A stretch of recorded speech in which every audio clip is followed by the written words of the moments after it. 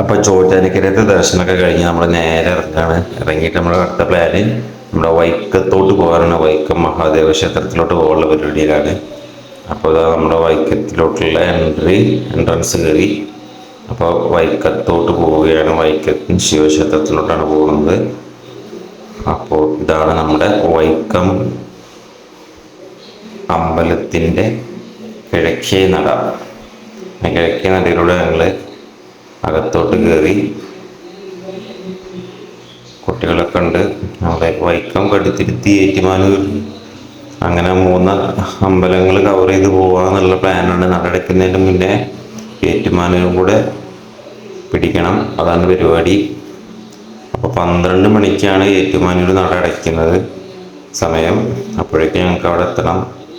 അപ്പോൾ ഞങ്ങൾ അവിടെ നിന്ന് ഫോട്ടോ ഒക്കെ എടുത്ത്, ഇത് ഇവിടുത്തെ ഒരു പ്രധാന വഴിപാടാണ് തോന്നുന്നത്. വഴിപാടല്ല, ഒരു ചടങ്ങാണ്. നമ്മുടെ നന്ദി ഭഗവാന്റെ ചെവിയിലോട്ട് നമ്മുടെ കാര്യങ്ങളൊക്കെ, സങ്കടങ്ങൾ, വിഷമങ്ങളൊക്കെ പറയണം.